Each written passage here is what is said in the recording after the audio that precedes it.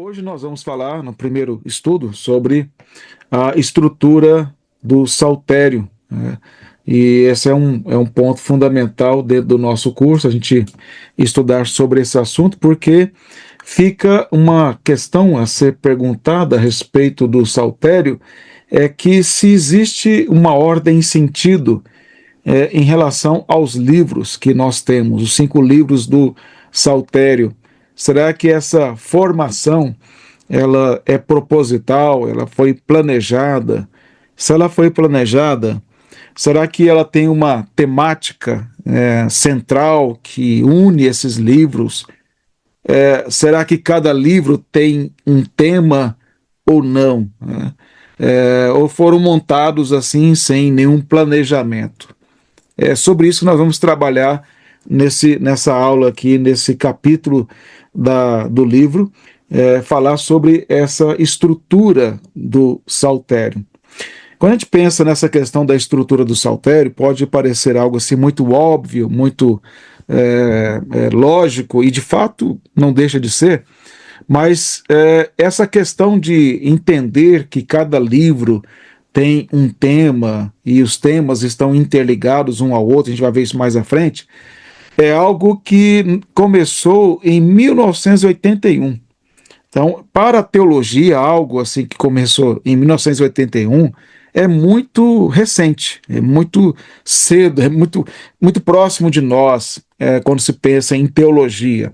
Porque quando, por exemplo, você pensa na teologia sistemática, você tem 2000 anos de teologia sistemática sendo desenvolvida.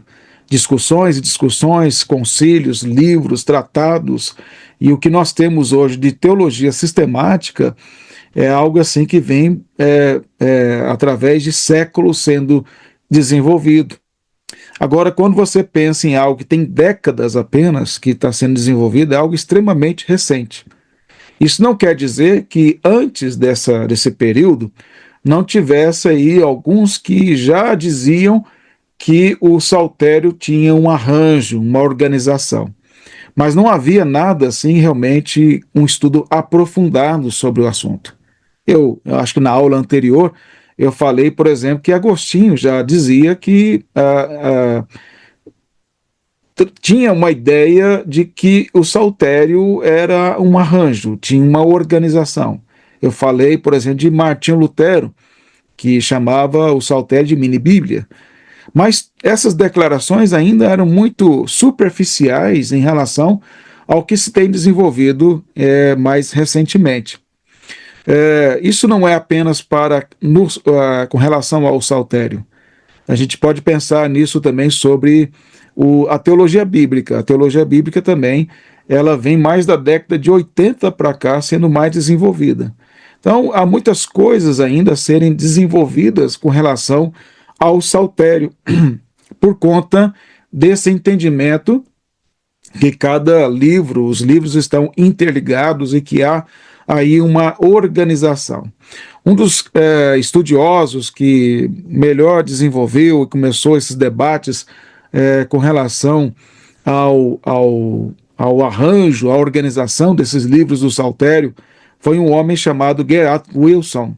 Esse Gerard Wilson, ele, em 1981, ele também, o Shields, que é outro também teólogo, que desenvolveu o pensamento sobre o saltério sendo um arranjo, uma organização, os livros sendo organizados, é que começou então a pensar melhor sobre essa questão. Por exemplo, o Gerard Wilson, ele dizia que os 5 livros do saltério, eles, na verdade, foram como se fosse um espelho da Torá, um espelho do Pentateuco. Por isso que eles são 5 livros, e não deixa de ser uma grande verdade. Há um capítulo que eu trabalho só sobre isso, a relação do saltério com o Pentateuco, por que são 5 livros do saltério, e aí mostrando que isso, na verdade, é um espelhamento dos 5 livros da lei, os 5 livros da Torá, o Pentateuco, que nós chamamos de Pentateuco. Agora, não podia ser 6 livros, poderia ser 7 livros, por exemplo, 7 livros, o número da perfeição, né? Mas não, são 5 livros justamente porque eles vão refletir os 5 livros, é um espelho do que é o Pentateuco. Aí você já começa a entender que há uma grande relação entre os 5 livros do Saltério, o conteúdo deles, com o que nós temos no Pentateuco. Na verdade, é importante dizer que o Pentateuco é a base de toda a Escritura. Se você não entender o Pentateuco, você não entendeu a Bíblia. Simples assim. O Pentateuco é a base de todos os livros que vêm depois do Pentateuco. E é a régua que vai mostrar se o livro é inspirado ou não e vai dar a base para que o conteúdo que os profetas falaram, os livros históricos e assim por diante, sabedoria, eles devem estar de acordo com o que está no Pentateuco. Mas isso aí é um outro curso que não é relacionado diretamente, embora tenha relação com o que eu estou falando aqui. O que eu quero dizer apenas que Gerard Wilson, ele trabalhou essa ideia de que o saltério é um espelhamento da Torá. Já Shields dizia que os compiladores, eles organizaram o saltério com divisões, títulos e doxologias, usando o Salmo 1 e o 2 como porta de entrada. Então, vou aqui explicar isso melhor para os irmãos. O que Shields está dizendo é que os 5 livros do Saltério, eles foram editados de forma intencional pelos compiladores, eu vou falar sobre eles daqui a pouco, que organizaram os saltérios com divisões, com títulos e doxologias, né, com louvores a Deus, como eu vou mostrar depois sobre os últimos salmos que está lá no 5º livro.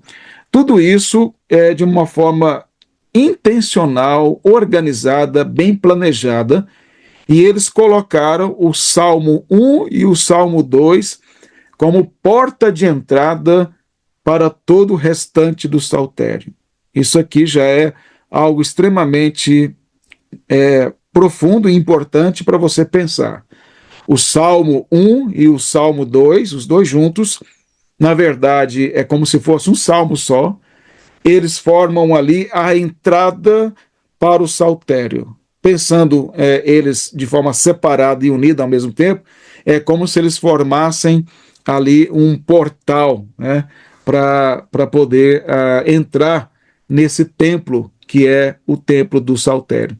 Então, isso a gente vai ter um estudo só sobre o Salmo 1 e o Salmo 2, como que eles estão interligados e como que os principais ensinos que são desenvolvidos no saltério posteriormente, eles estão contidos no Salmo 1 e o 2. Eu falei um pouquinho sobre isso na última aula. No Salmo 1, você tem a Torá, que é apresentada como a fonte da sabedoria, a lei, colocado como fonte da sabedoria. Ele medita na lei do Senhor, na Torá, de dia e de noite, o homem bem-aventurado.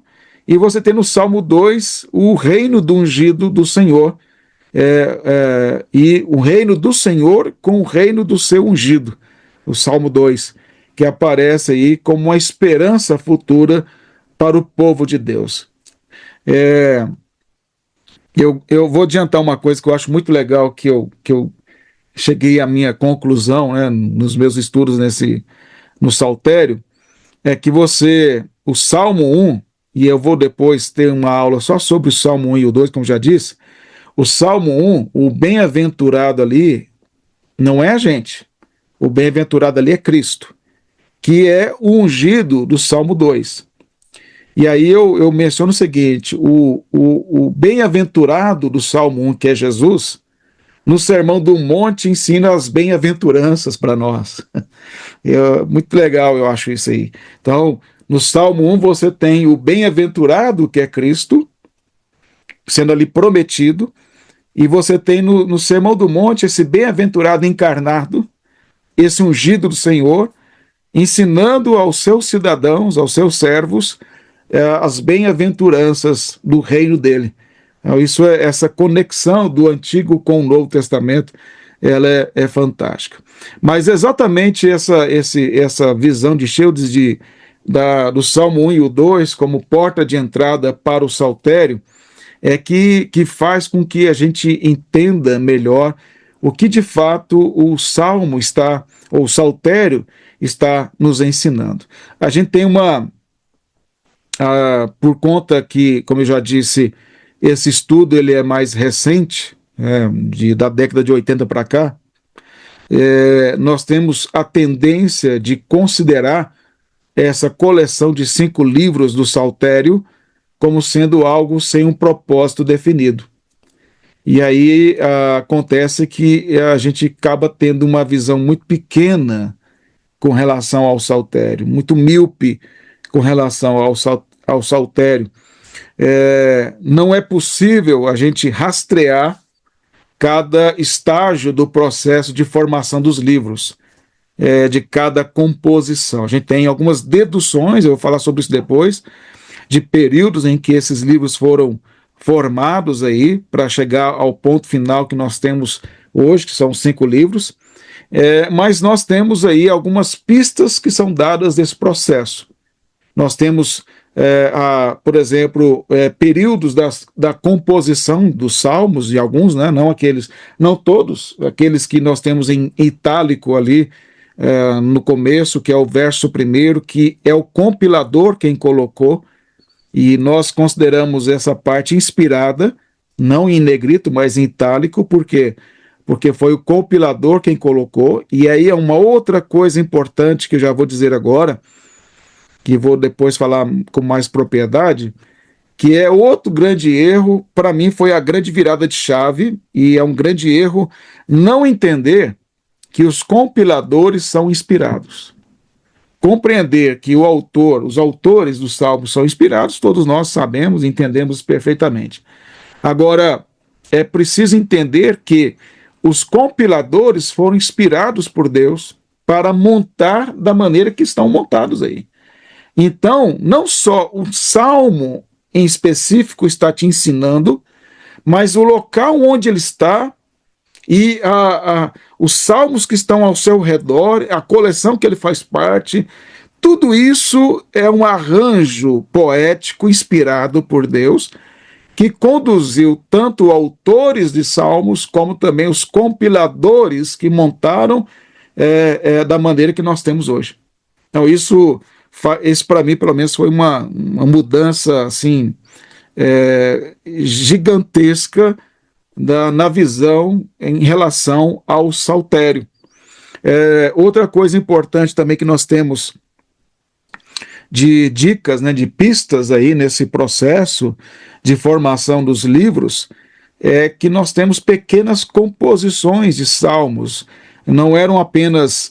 nós temos uma grande coleção, que é um livro, né, os 5 livros, né, cada livro uma grande coleção de salmos, mas dentro desses livros você tem coleções menores, que já existiam, muitas delas, e que foram colocadas junto a outras para compor um quadro maior. Não sei se estou sendo claro na minha fala, mas o que eu quero tentar demonstrar, mais à frente eu tenho uma ilustração para isso, essas coleções menores, muitas delas já existiam, já eram utilizadas pelo povo de Deus no Antigo Testamento, mas depois, quando os compiladores montaram os livros, eles inseriram essas pequenas coleções dentro dessas coleções maiores. Então, é algo muito abrangente, assim, muito, muito complexo nesse sentido aí. Então, outro aspecto também importante aí, que eu já mencionei um pouco, é a questão dos subscritos. O que são os subscritos? Que é aquela parte que eu já disse para vocês, da parte itálica, que nós temos na nossa tradução, que na Bíblia hebraica é o verso 1.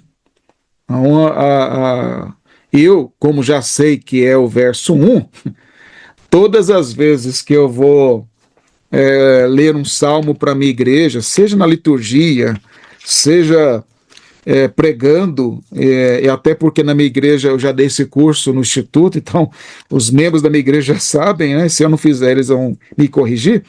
Mas, por exemplo, no Salmo 3, eu já começo assim: Salmo de Davi, quando fugia de Absalão, seu filho.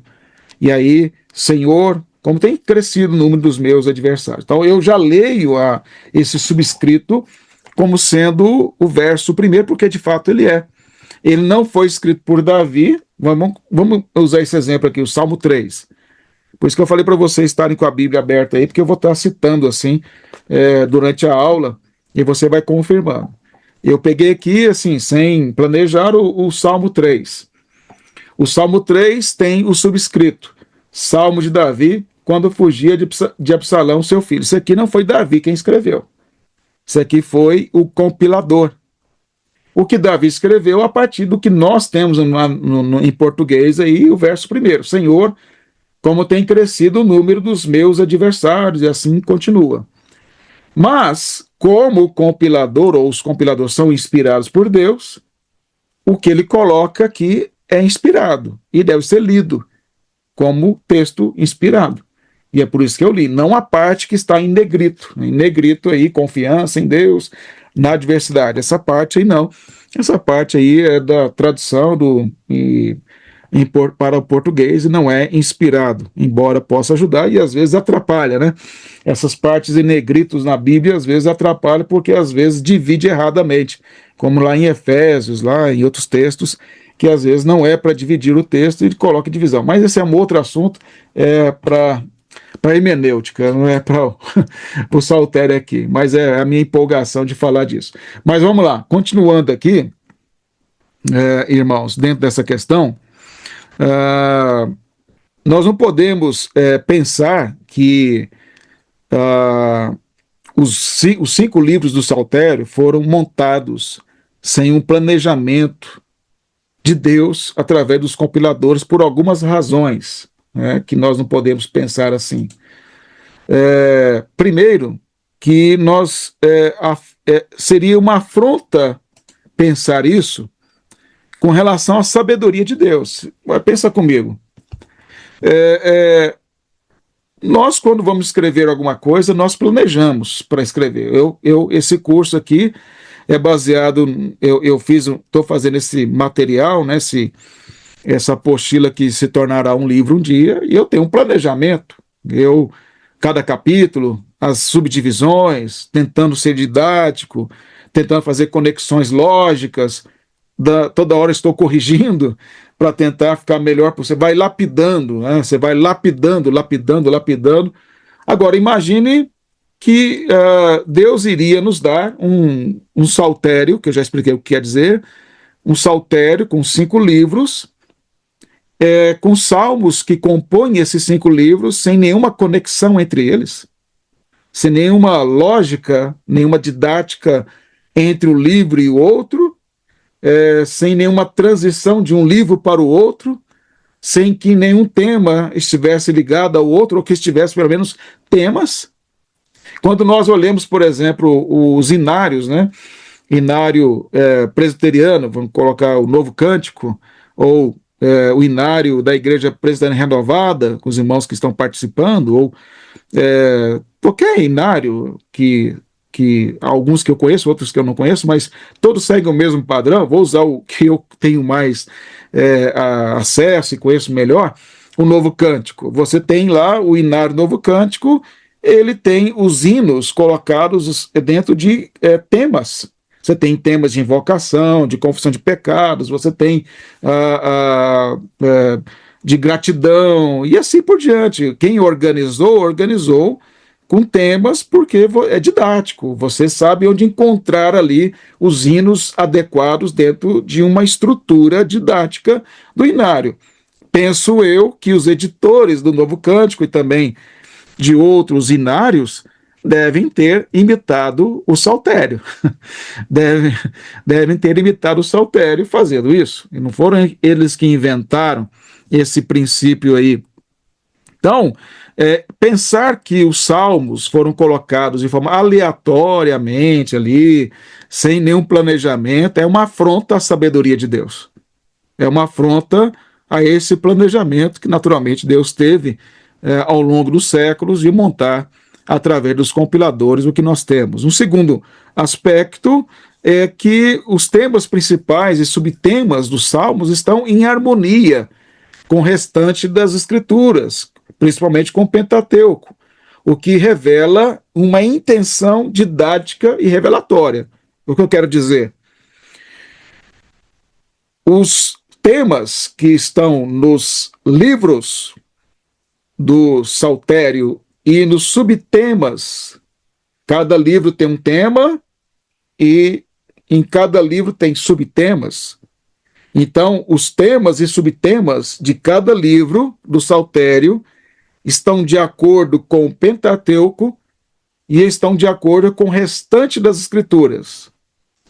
Pensa comigo, se estão de acordo com o Pentateuco, estão de acordo com o restante das Escrituras, isso quer dizer o quê? Que há uma intenção, um planejamento para que fosse assim. Não jogaram lá assim, saiu o saltério do jeito que a gente tem aí. Eles fizeram isso de forma intencional, para que o saltério fosse fonte de revelação. O saltério é fonte de revelação na sua composição, e não apenas em salmos individuais. Os salmos individuais revelam, porque são inspirados, lógico, porém, a estrutura, a formação do saltério revela também. Por exemplo, eu vou adiantar aqui, mas eu vou falar depois sobre os 15 salmos de degraus. Eles revelam, mas eles revelam também o fato de estarem no quinto livro, que tem um tema. Então, quando você começa a entender, eu gosto de usar criei um exemplo assim. Imagine que você tem uma floresta bela e maravilhosa, árvores maravilhosas. E aí você dá um zoom em uma árvore ali que ela chamou a sua atenção. E aí você dá o zoom nela. Aquela árvore é o salmo, um salmo que você quer estudar, certo? Aí você dá o zoom naquela árvore. Depois você pega esse zoom, vai ampliando ele ali para ver as árvores ao redor daquela árvore que você escolheu. Essas árvores ao redor são as pequenas coleções, que aquele seu salmo faz parte. E aí quando você amplia mais ainda a sua visão, você vê mais árvores, que seria os salmos que formam o livro em que aquele salmo que você escolheu estava. Aí depois você amplia mais e você vê os demais livros do saltério, você vê toda a floresta. Compreenderam? Então você pega o salmo, você pega a árvore, selecionou ali, olhou bem para ela, os detalhes dela, a estrutura dela, que é o salmo. Depois você vê como ela se conecta com os salmos ao redor dela. Depois você vê como ela se relaciona com os outros salmos do livro que ela está inserida. E depois com todo o saltério. É uma tarefa difícil. É uma tarefa árdua. Aliás, interpretar a Bíblia é uma tarefa árdua. Interpretar a Bíblia não é para preguiçosos. Interpretar a Bíblia para quem trabalha, como Paulo diz lá para Timóteo, que é estudar mesmo ao ponto da exaustão. E aí você vai investigando, e quanto mais você investiga, mais você fica impactado com toda a beleza que envolve o conhecimento que é dado a você a partir disso. Na aula anterior, eu falei que eu entendo que quantos anos Deus me der de vida, serão pouquíssimos para que eu possa entender melhor o saltério. Realmente, essa floresta toda é muito rica e é infindável você estudar. Eu lembro que muitos anos, isso é mais de 25 anos atrás, eu vi uma pregação na fitinha cassete, Eu ouvi do John MacArthur pregando sobre o Salmo 19, que depois deu origem a um livro que ele escreveu, baseado, acho que é Nossa Suficiência em Cristo, e ele fala do Salmo 19. E ele fala nesta palestra que ele deu lá, que ele, quando começou a estudar o Salmo 19, ele falou assim: eu vou tentar esgotar o máximo que eu puder na exegese o que esse salmo quer dizer, quer ensinar. E a conclusão que ele chegou não tem como chegar ao fim. De um salmo só.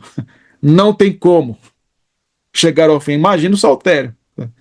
Então, eu quero animá-los a entender isso, quão profundo é estudar o saltério.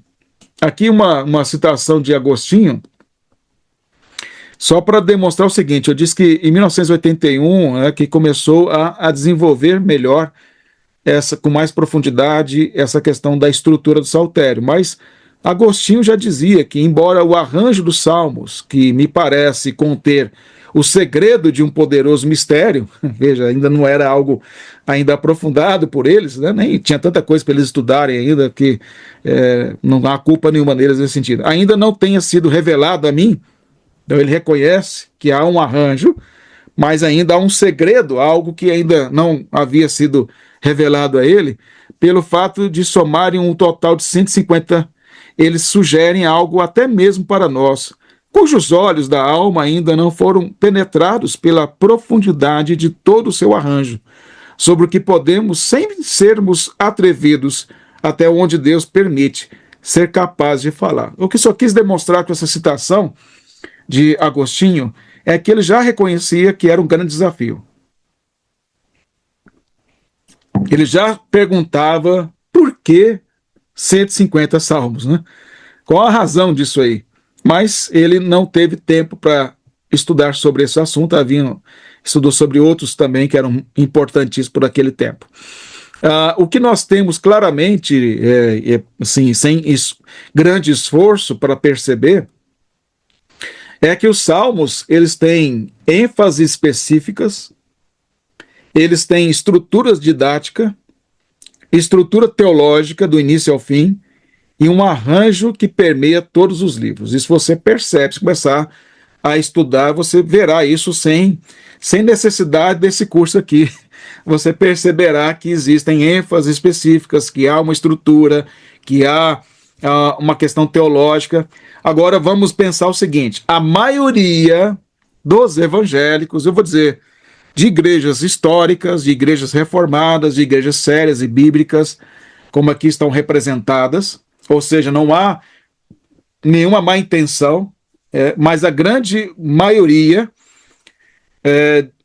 das nossas igrejas jamais pensou nisso, em relação aos salmos. Jamais pensou que os salmos têm estrutura, com o livro, os temas.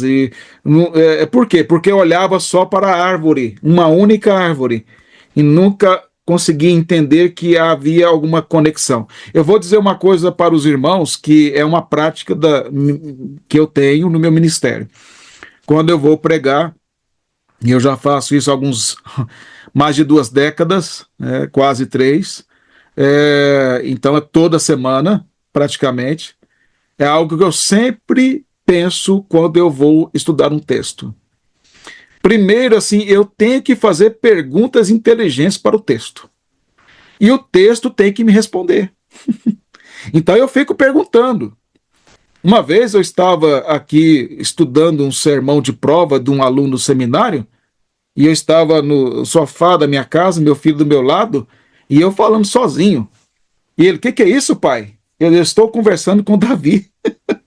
Eu quero saber por que ele usou esse verbo aqui. Por que ele está usando essa expressão aqui?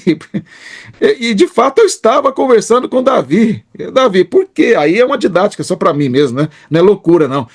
Davi, por que você escreveu isso aqui? Porque eu tenho a certeza que toda palavra, toda expressão nas Escrituras, elas têm propósitos definidos pelo Espírito Santo. E que eu preciso descobrir, eu preciso investigar. E se eu não encontrar, o problema é comigo, não é com o texto. Então, quando nós olhamos para o saltério, nós temos que entender que há coisas ali escondidas, como Agostinho disse, né? Mistério, que precisam ser desvendados a partir da interpretação bíblica. Vamos lá. O papel dos compiladores dos livros, né? Então, aqui a gente vai agora pensando sobre os compiladores, como eu disse, é a grande virada de chave, aí, grande mudança é entender isso. Eu já falei algumas coisas sobre essa questão dos autores são inspirados e também os compiladores são inspirados. Isso não é a grande questão. Eu já ouvi alguns intérpretes dizer que os compiladores eram inspirados e os autores não. Aí é um absurdo, né? Então, não vou nem discutir isso. Os autores são inspirados e os compiladores são inspirados. São tão inspirados que eles podiam acrescentar ao texto bíblico. Eu vou depois provar isso, que há um salmo que o compilador acrescentou um versículo. Além, vamos colocar assim, os subscritos, alguém poderia dizer, não, mas isso aí não é o versículo 1, tal. Alguém discutiu alguma coisa nesse sentido. Mas eu tenho um salmo que eu mostro que as pessoas leem e elas não pararam para pensar que aquilo lá não foi o autor do salmo, foi o compilador. E se o compilador podia acrescentar um versículo ou mais no salmo, isso quer dizer que ele tinha autoridade de Deus para fazer isso. E aí tem que entender que se ele podia fazer até isso, a montagem do livro era também autoritativa. Então, eu quero dizer, a montagem do livro é autoritativa. Ela tem que ser entendida desta maneira, assim como o texto do Salmo é autoritativo. Então, isso aí é fundamental compreendermos isso. Um exemplo que eu vou dar aqui para os irmãos, eu não sei se eu fiz o slide desse não é esse aqui não. Mas aí vale a pena você pegar a sua Bíblia para olhar. É o Salmo 133, só um exemplo para vocês verem a importância, eu não vou aprofundar por conta do tempo, mas o Salmo 133 é um salmo que pode ver o subscrito dele, Cântico de Romagem, de Davi. Quer dizer que esse salmo, o compilador colocou que ele é um cântico de... Romagem não é uma tradução boa, viu? Porque romagem tem muito a ver com os gregos. É cântico das subidas, cântico de degraus, porque esse Salmo 133 ele está dentro de uma coleção menor, que é uma coleção que são os 15 salmos de degraus, que começa aí no Salmo 120 e ele vai até o Salmo 130 deixa eu ver aqui, 34, isso. O Salmo 120 ao Salmo 134. Esses são os 15 salmos de degraus. Esse Salmo 133, para você interpretar ele, eu só vou falar assim, só para vocês entenderem a lógica de interpretar dentro daquilo que eu falei do zoom na árvore, nas árvores ao redor e assim por diante. Vamos lá, a gente vai dar um zoom no Salmo 133. O Salmo 133 é um salmo de Davi. Muito bem. Ele escreveu em qual contexto? Durante ali a transição do reino de Saul para o reino dele, de Davi. O que havia naquele cenário ali quando Davi escreveu o Salmo 133? Havia muito ódio, rancor, ira entre as tribos de Israel. Mas Davi conseguiu, pela graça de Deus, como ungido do Senhor, unir as tribos durante o seu reino. Então ele se estabeleceu como rei, ele é o rei ungido, que aponta para o rei ungido que é Cristo, mas vamos ficar só em Davi por enquanto. Então ele pega o reino ali dividido em guerra e em conflitos e consegue unir as tribos. Aí faz todo sentido ele dizer, como é bom e agradável viverem unidos os irmãos. Então você tem um primeiro zoom na árvore, no Salmo 133. Agora vamos olhar e abrir um pouquinho mais a nossa visão dessa árvore para as que estão ao redor dela, que é a pequena coleção. Qual é a pequena coleção? É os salmos de degraus, que eu acabei de falar, os 15 salmos. Então, segunda etapa é você olhar para essa pequena coleção que o Salmo 133 está inserido, que é do 120 ao 134. Quando nós olhamos para esses salmos de degraus, eles são salmos que eram cantados enquanto o povo ia para as festas principais lá em Jerusalém, do tabernáculo, da Páscoa, do Pentecoste. Então as tribos iam em peregrinação para Jerusalém para adorar o Senhor e fazer sacrifícios.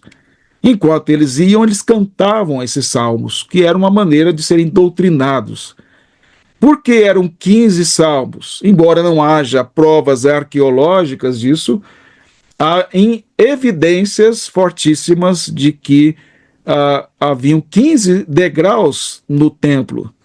Então é como se fosse um salmo para cada degrau, ali para o templo.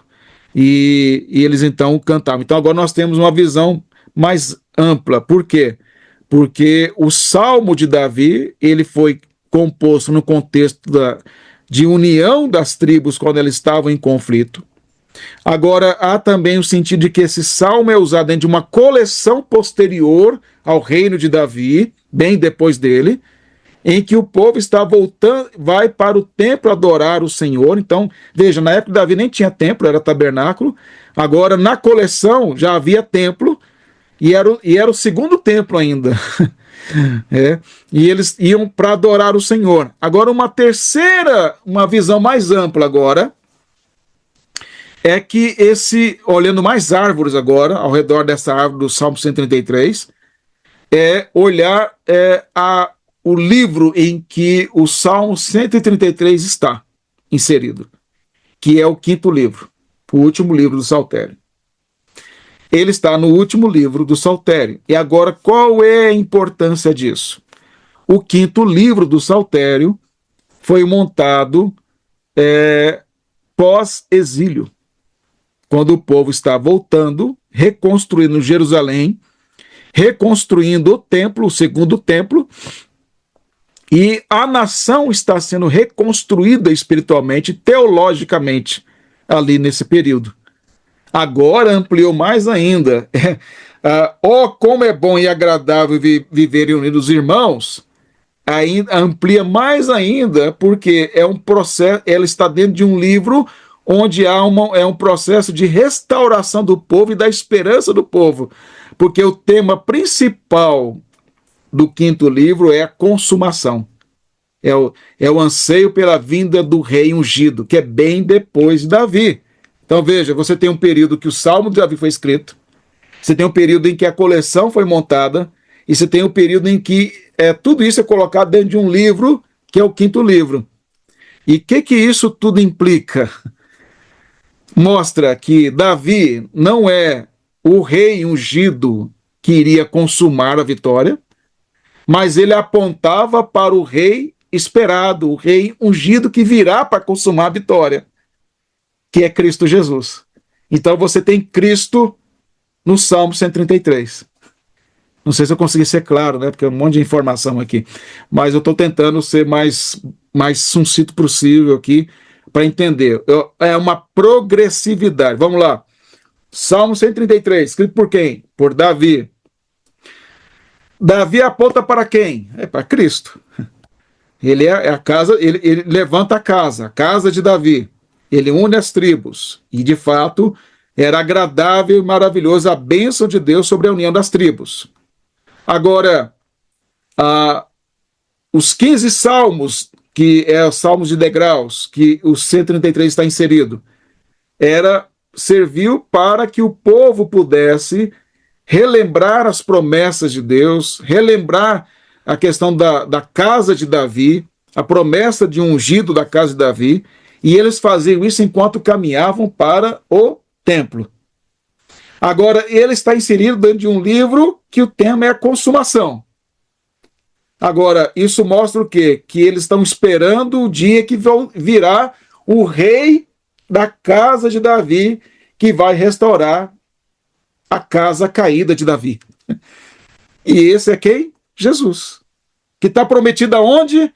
No Salmo 2, a entrada do saltério. Se eu conseguir ser claro melhor agora. Então veja como isso ampliou. Cristo, ele, ele, ele, ele está assim enfatizado no saltério. É, quando tem sermão de prova no seminário, e eu faço parte dos que examinam os alunos, né? E eu falo, cadê Cristo aí, cara? O texto está gritando Cristo, está falando de Cristo. E se a gente não enxergar Cristo no salmo, não é forçar o texto para. Não quer dizer que todo salmo fala de Cristo. Tem salmo que não fala de Cristo. Mas eu estou dizendo, o saltério como um todo, na sua essência, ele aponta para Cristo. Essa questão dos compiladores, vamos ver algumas coisas importantes aqui para nós aqui. Primeiro, eu disse para vocês, antes de entrar nesses dois salmos aqui, eu disse para vocês que os compiladores podiam acrescentar no texto dentro do salmo, lembram? Se vocês olharem o Salmo 72, abram lá no Salmo 72. O Salmo 72 é o que vai encerrar o segundo livro. E o Salmo 72 é um salmo de Salomão. Pode ver aí, Salmo de Salomão. E aí, no final do Salmo 72, você tem no verso 20. No verso 20. Findam as orações de Davi, filho de Jessé. Então, o Salmo é de Salomão, e aqui findaram as orações, né, de Davi, os Salmos de Davi, filho de Jessé. Isso na visão de um cético, poderia, a Bíblia tem contradição, mas não tem nenhuma contradição aqui. O que isso quer dizer? Quem colocou o verso 20 foi o compilador que fechou o livro 2. Até esse momento aqui, que ele escreveu o verso 20, o livro 2 estava sendo fechado, não tinha o livro 3 ainda. Que isso durou mais de 500 anos para formar. Agora, por que ele colocou findam as orações de Davi, filho de Jessé? É porque o autor principal do livro 1 e o 2 é Davi. É o que mais tem salmos. Salomão só tem esse salmo aqui no livro 2. Então, o autor, o protagonista, em termos de autoria, é Davi. E aí, por isso, ele escreveu isso. No contexto presbiteriano, né, que a gente gosta muito de ata, eu não gosto de ata, não, mas a gente tem que fazer muito. Eu já, como secretário de várias esferas, né? Já tive que trabalhar, fazer muita ata. Aliás, sou secretário do seminário, mas não tenho prazer em fazer ata, não. Mas ata, o livro de ata, você tem que fazer um termo de abertura e um termo de encerramento daquele livro. Então vamos colocar aqui esse termo de encerramento do livro aqui. O compilador fechou o livro. Está fechado aqui. Depois, passado um tempo, outros compiladores abriram o livro 3, com o Salmo de Asaf. Então, esse é um momento em que o livro 1 e o 2 foram feitos. Depois, então, possivelmente, o livro 1 e o 2, eles foram montados no período de Davi e Salomão. Ali naquele período ali. Fechou no período de Salomão. E o livro 3 e 4 e 5, o livro 3, ele deve ter sido no período do exílio, por isso que o 73 é de Asaf, que não é o Asaf da época de Davi e de Salomão, é um Asaf da época do exílio. Se vocês, eu desafio a vocês depois, desafio no bom sentido, tá, irmãos? Estimulando vocês a lerem os salmos de Asaf aí, do 73 em diante, até 83, se me engano, são 10 salmos aí. Ele e vocês vão ver o quanto que é claro que não é o Asaf da época de Davi e Salomão, porque ele fala do cativeiro. Isso é bem depois de Davi, bem depois. Asaf é um nome comum. Aquele Asaf da época de Davi, ele de fato era um salmista, ele era músico, ele profetizava por meio da música, há textos que mostram isso, mas esse Asaf aqui é outro. Então, esse momento em que esse livro aqui, 3, é montado, é um outro período. Aí vamos entrar agora nessa slide que eu estou mostrando para vocês aí, que é do livro 3.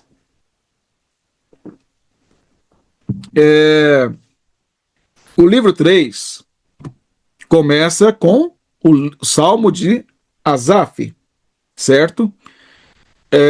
Vamos pensar o seguinte. O Salmo de Asaf, eu não vou lê-lo aqui, né, porque demoraremos bastante, mas eu creio que vocês conhecem o conteúdo do Salmo 73. Resumidamente, ele está em angústia, ele está em crise. E ele fala disso na primeira parte desse Salmo. Ele fala que observava os ímpios, os perversos, e eles parecem que não sofriam dano nenhum, e em outras palavras, está dizendo, parece que não vale a pena servir a Deus, não. Que a gente serve e sofre porque está no cativeiro. E ele está vendo os babilônicos lá, os perversos, e prosperando, e ele está sofrendo, ele sabe o que aconteceu com Jerusalém, e ele está em terra estranha. E aí, ele se angustia disso. Na verdade, nesse momento que ele escreve aqui, ele não estava no cativeiro ainda, porque ele fala que ele foi no templo. Mas ele está em meio a perversos ali, possivelmente de Judá, que conspiraram contra Jeremias, por exemplo, que havia falsos profetas e tal. E aí, quando ele está com essa crise, aí ele vai orar e Deus mostra a ele o fim desses homens. E aí ele entende, ele termina o salmo louvando a Deus e dizendo que não há outro bem além de Deus para a vida dele. Então veja, o Salmo 73 é o prefácio do livro 3. Por quê? Porque ele começa depressivo e ele termina com esperança. Ele termina, olha como ele começa, verso 2: quanto a mim, porém, quase me resvalaram os pés, pouco faltou para que se desviassem os meus passos. Olha o verso 28, como ele termina. Quanto a mim, bom é estar junto a Deus, no Senhor Deus, ponho o meu refúgio para proclamar os seus feitos. Ele mudou completamente a maneira de enxergar. Observe bem o que eu vou dizer agora, prestem bem atenção. O livro 3, o Salmo 73 é o prefácio dele. É o que é a introdução, vamos dizer assim. É a introdução que vai ser tratado no livro todo. E aí você tem o Salmo 88 e 89. O Salmo 88 e 89 são os dois últimos do livro 3. Porque o Salmo 90 abre o livro 4. Vamos observando esses detalhes. O Salmo 88 é um salmo que fala de angústia, de tristeza, ele é um salmo de Remã. E é um salmo assim que ele sofreu, esse irmão aqui sofreu a vida toda. E termina ele falando assim: eles me rodeiam como água, para longe de mim afastaste amigo e companheiros, meus conhecidos são trevas. E ele termina o Salmo 88 só na tristeza e angústia. Não tem um momento de alívio, como foi a primeira parte do Salmo 73. O Salmo 89, ele já expressa esperança. Ele já lembra da casa de Davi. Por exemplo, no verso 1 ele fala: cantarei para sempre as tuas misericórdias, ó Senhor. Os meus lábios proclamarão a todas as gerações a tua fidelidade. E aí ele vai falando, e no decorrer do Salmo, ele vai expressando esperança no Senhor, esperança na casa de Davi, na promessa do Senhor a respeito do ungido do Senhor. Então, ele termina, o Salmo 89, ele representa a segunda parte, a parte final do Salmo 73. Então, vamos lá? 73 é a introdução. Primeira parte dele é tristeza, segunda parte dele é confiança. Como que termina o livro? Livro 3. 88, tristeza. 89, esperança. Isso é proposital. Isso aí foi proposital dos compiladores para mostrar exatamente essa questão da organização, do propósito que está por trás daquilo que eles escreveram aí. Então, isso aí é muito interessante, muito importante. Mas antes de a gente ver aquele slide ali, se você abrir no Salmo 90, ele começa com confiança. O compilador pegou um salmo de Moisés e começou o livro 4. Senhor, tu tens sido nosso refúgio, de geração em geração. Antes que os montes nascessem, se formassem a terra e o mundo, de eternidade a eternidade, tu és Deus. Olha como é que começa o livro 4. Totalmente diferente de como começa o livro 3. Percebeu? É muito claro isso aí, quando você começa a analisar bem. A maneira como começa, o tom que é dado no início, é a maneira como vai desenvolver no restante do livro. Se você pegar o livro 4, aí, que é o Salmo 90 que começa, você olhar aí cada salmo aí, o 91, que habita no esconderijo do Altíssimo, descansa à sombra do Onipotente. O 92, bom é render graças ao Senhor. O 93, reina o Senhor, revestiu-se de majestade. 94, o Senhor, Deus das vinganças. E assim vai. O Salmo 100, celebrai com júbilo ao Senhor todos os moradores da terra. É um tom completamente diferente. Por quê? Porque os compiladores estão com uma visão diferente. No livro 3, eles escreveram, eles montaram no período do exílio. É difícil de ter esperança nesse momento. Mas mesmo assim eles tiveram. Mas no livro 4, eles têm uma outra perspectiva. Porque eles estão voltando agora da terra estrangeira, né, da Babilônia, para a terra, para Jerusalém. Então há uma esperança ali, tanto que vocês podem lembrar, né, de Ageu, Malaquias. Lá em Ageu fala que quando o segundo templo foi reconstruído, houve choro e alegria. Houve choro dos anciãos que viram o primeiro templo, e que era muito mais glorioso que o segundo, e houve grande alegria por parte daqueles que viram só o segundo templo. Então a expectativa era muito grande, né, havia uma grande esperança. Muito bem. A distribuição dos salmos e a formação dos 5 livros, aqui está a parte que é mais importante para nós entendermos aqui essa estruturação, e a última parte dessa aula. Deixa eu só passar aqui. Muito bem. Então, quando a gente pensa nessa questão dos salmos, cada livro é montado de forma intencional, proposital. Aí estão os livros aí conforme os salmos de cada livro, né, distribuídos aí, como vocês podem ver. Na nossa Bíblia está assim, você abre e você vê lá livro 4, livro 1, livro 2, livro 3, 4, 5, e como está aqui. Agora, cada um desses livros, eles têm propósitos bem definidos. Eu coloquei aqui um exemplo, colocando os livros como se fossem andares de um edifício. Então nós temos um edifício de 5 andares aqui. Então no primeiro andar você tem o livro 1 e assim até o 5º andar, aí só para ilustrar essa questão.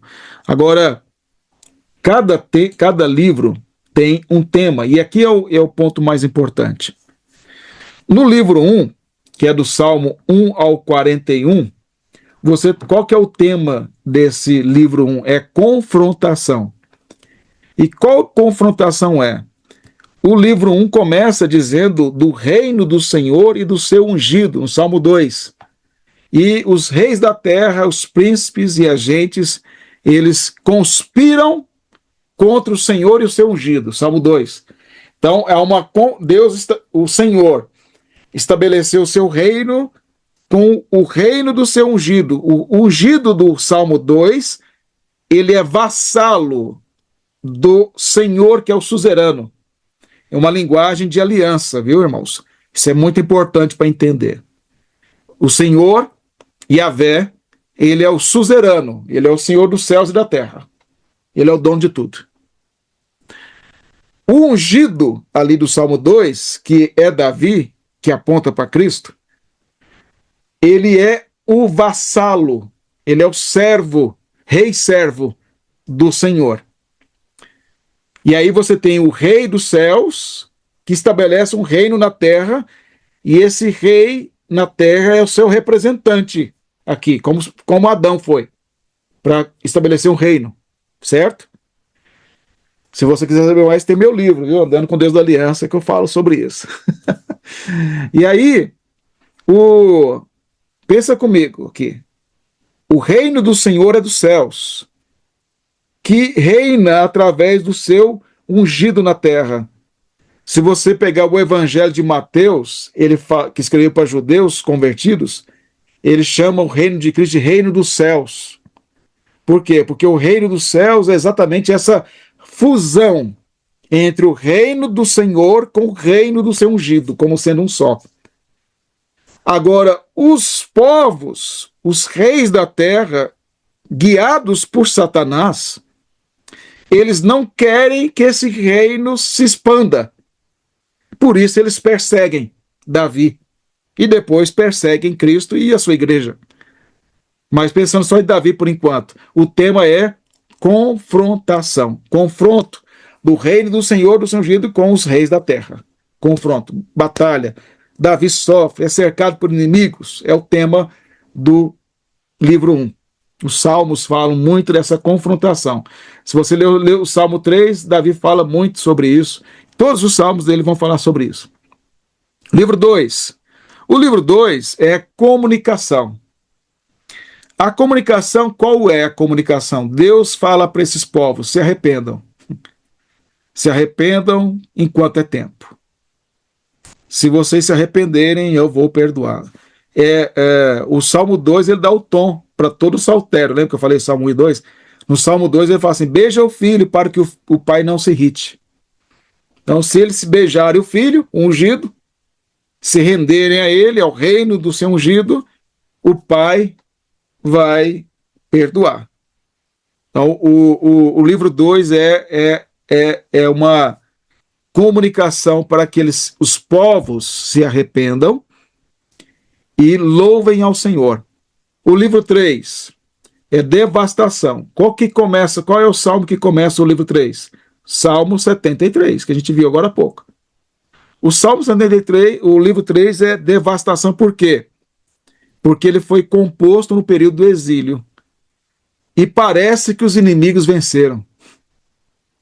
Parece, né, que Asaf traz a ideia no começo da sua crise ali, parece que os inimigos venceram. Parece que não vale a pena servir a Deus. Parece que o reino do ungido não vai vencer os inimigos. Então, poderia dizer que o livro 3 é um livro de imaturidade. Por que é de imaturidade? O próprio Asaf disse isso. Ele falou assim, quando eu disse tais coisas, eu pensava como um bruto, um irracional. Então, é uma imaturidade. Por quê?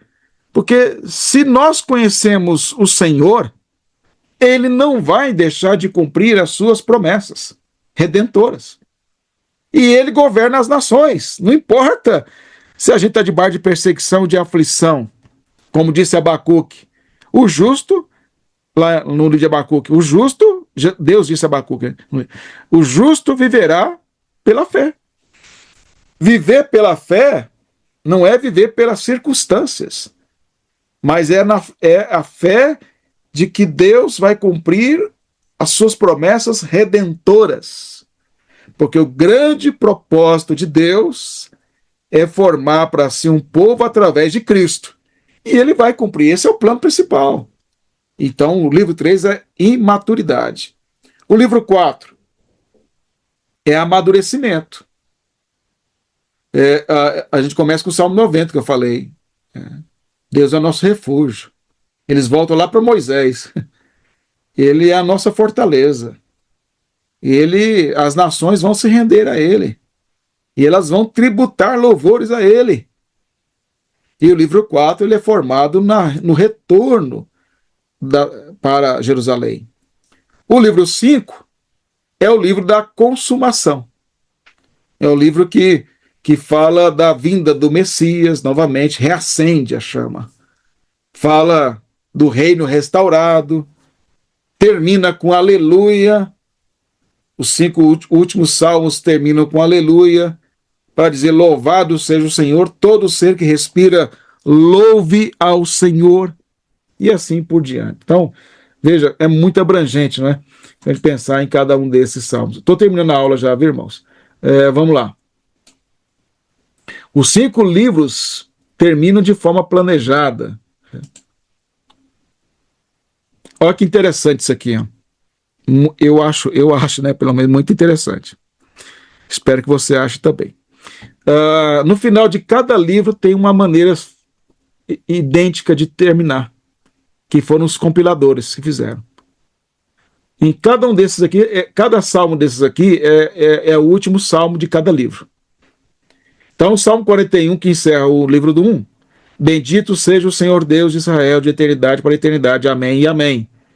O Salmo 72, que termina o livro 2, bendito para sempre o seu glorioso nome, e da sua glória se encha toda a terra, amém e amém. Findam-se, aí vem aquela parte lá, findam-se as orações de Davi, filho de Jessé.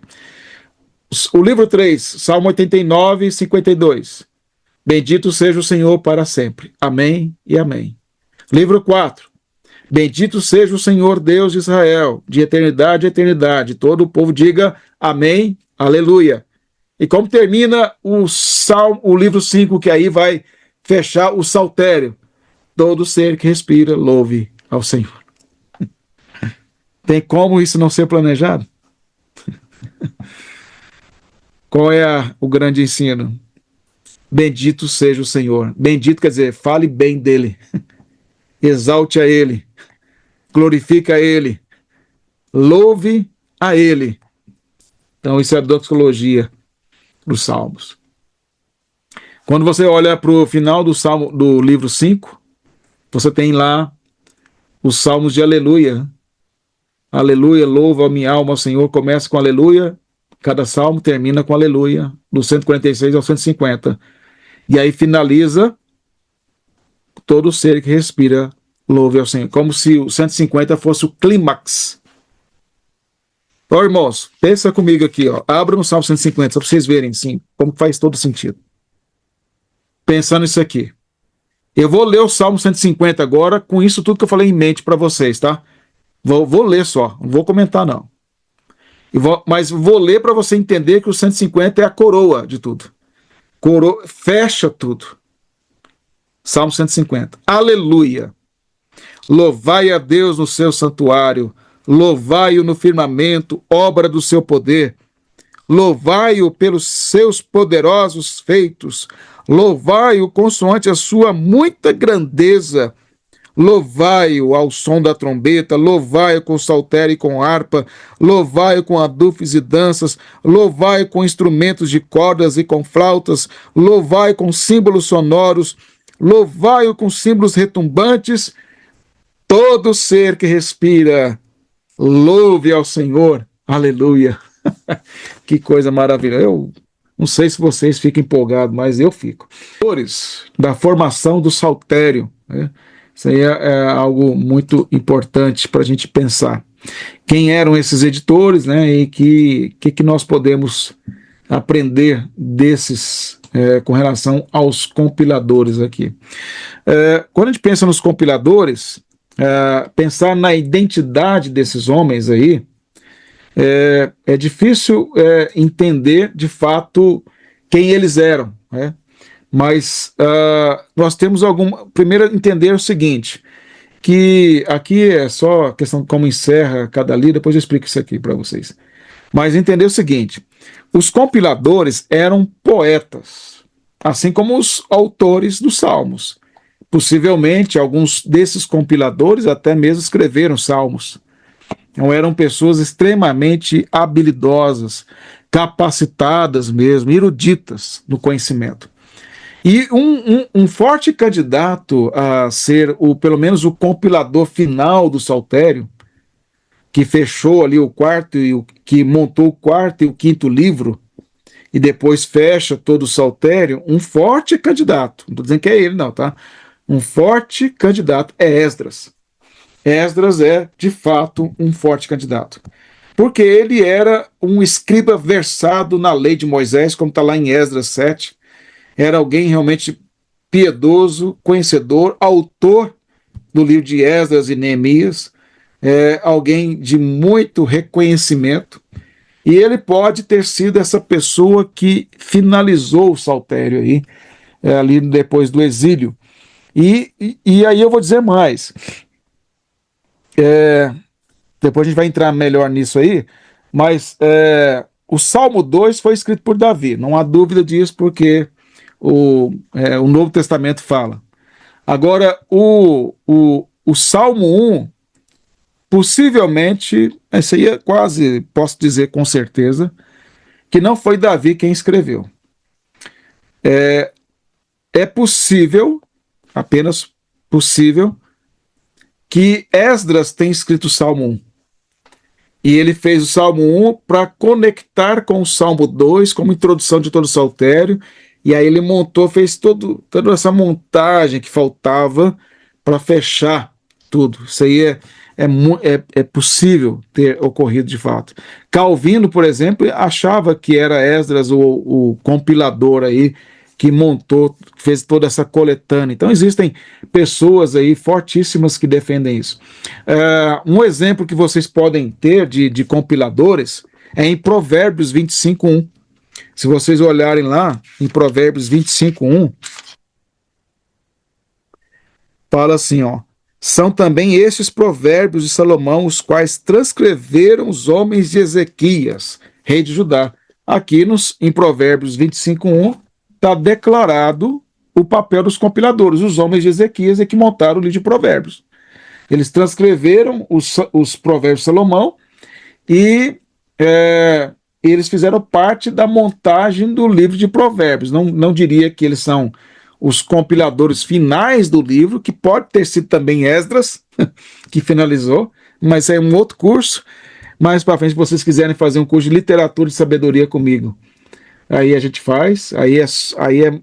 São outros aspectos aí mais profundos ainda dessas questões de montagem.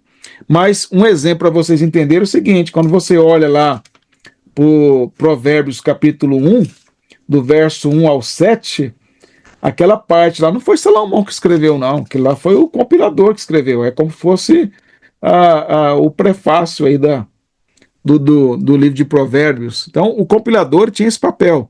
E aí é mencionado, e da mesma forma, no Saltério você encontra isso. No Salmo, você encontra, por exemplo, aí no livro 4, né, a maneira como ele fecha para mostrar o papel do compilador. No Salmo 90, que começa o livro 4, diz: volta-te, Senhor, até quando? Tem compaixão dos teus servos.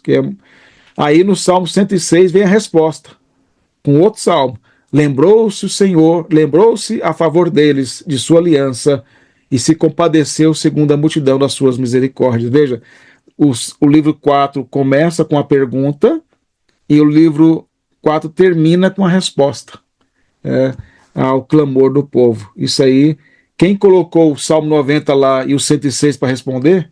Os compiladores. São geniais.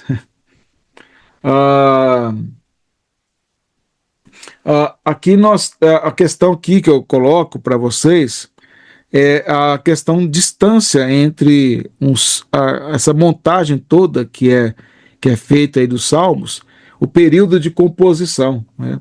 Só para exemplificar, você tem aí o Salmo 90, que foi escrito por Moisés, e você tem o Salmo 137, que é escrito aí no período retorno da Babilônia. Você tem aí entre um salmo e o outro mais de 1000 anos.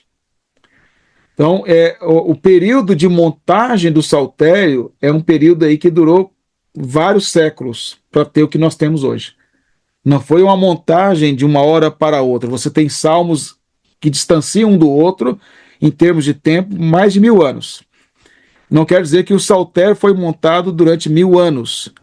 O que eu quero dizer é que ah, ah, mais ou menos aí, mais de 500 anos, o saltério foi montado e foi organizado aí, porque seria do período de Davi ao período pós-exílio.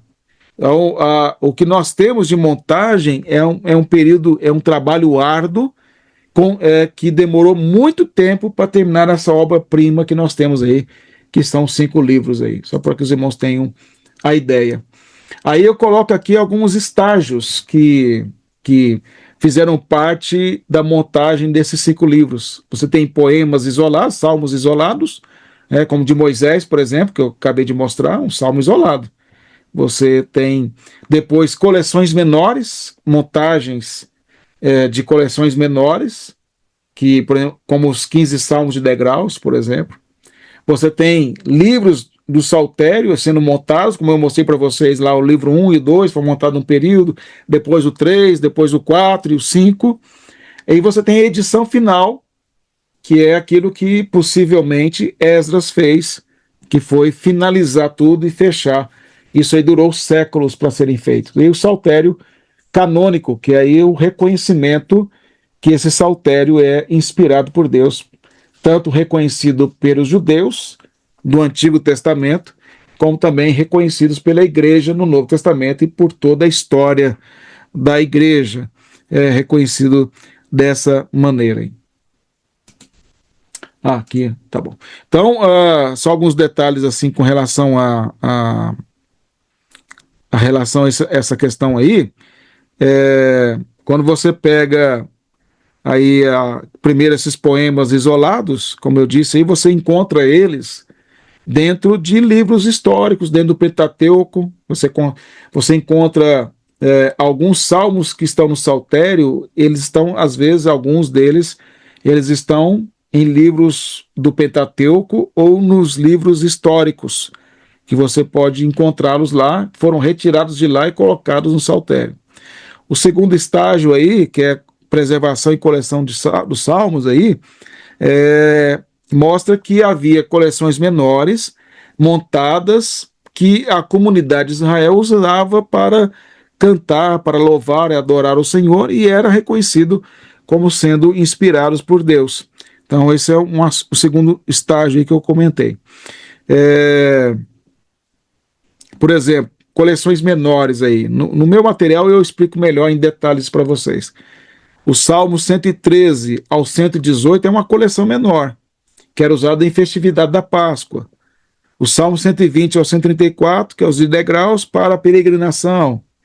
Salmo 146 ao 150 era usado para adoração, de modo geral, do povo de Israel. E tem outras coleções menores também que eram usadas, que eu só coloco essas para exemplificar.